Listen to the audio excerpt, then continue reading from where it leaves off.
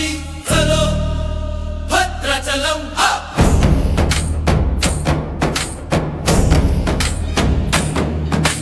Hello ఆదివాసి చలో భద్రాచలం చలో భద్రాచలం హే ధర్మయుద్ధ జెండా ఎగరేద్దాం మన ఐక్యతను చాటుదాం హలో భద్రాచలం భద్రాచలం బహిరంగ సభలో కదం తొక్కుదాం గర్జనతో మన గళమే గగనమై మారుద్ది అన్యాయాన్ని గాలిలో పారుద్ది హలో ఆదివాసి హలో భద్రాచలం చలో భద్రాచలం హే ధర్మయుద్ధ జెండా ఎగరేద్దాం మన ఐక్యతను చాటుదాం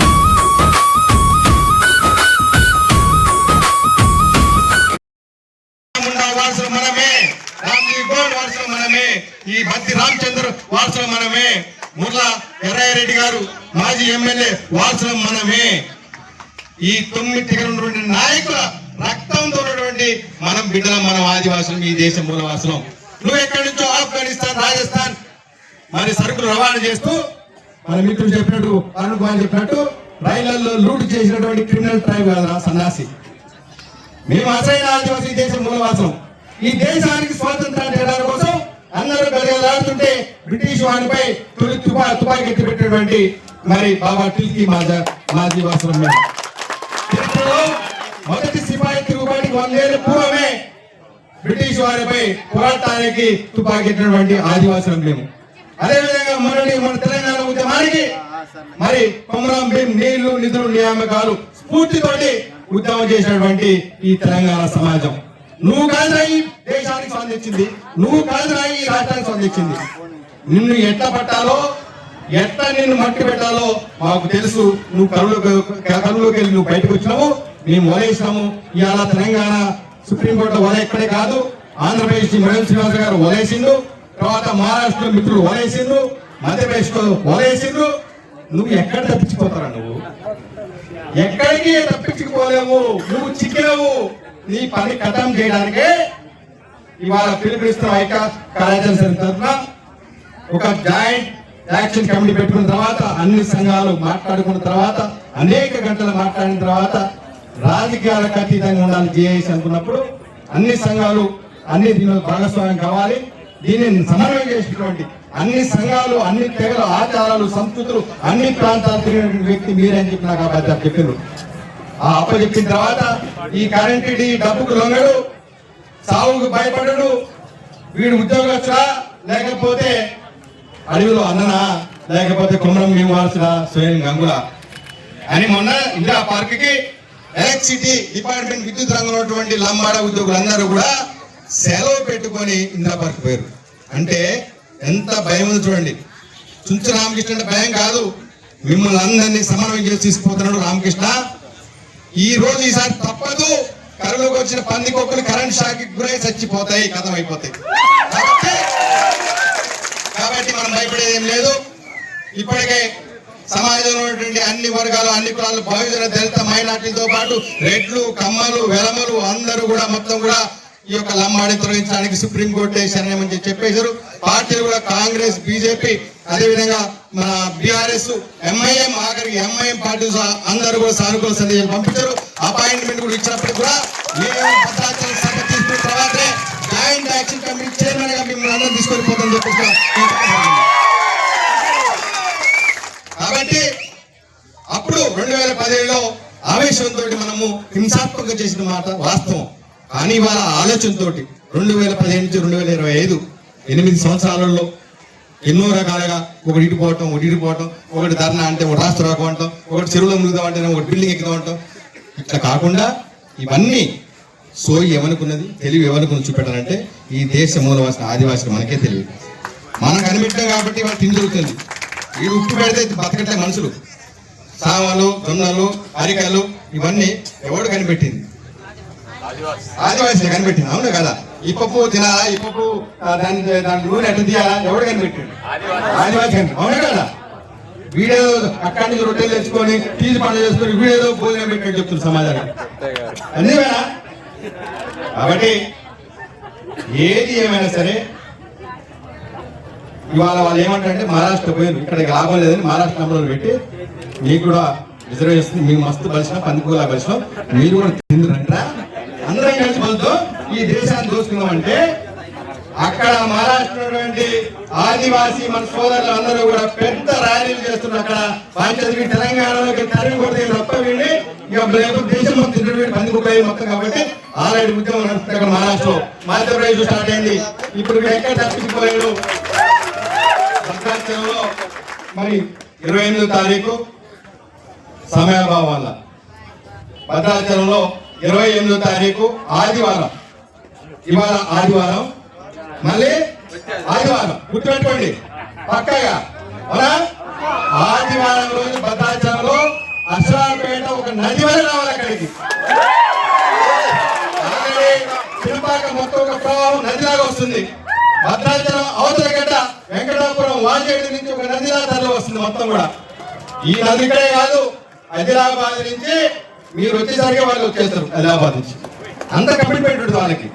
వాళ్ళు ఆల్రెడీ ఫోన్ చేస్తున్నారు, వెహికల్స్ మాట్లాడుకుంటున్నారు. మనం 10ంటికో 11ంటికో 12ంటికో సరుకులు పోయినాం కదా, మనం 11, 12ంటికి చేస్తే వాళ్ళు 5ంటికే గ్రౌండ్ ఉండేసి ఢిల్లీ పోయినాం కదా.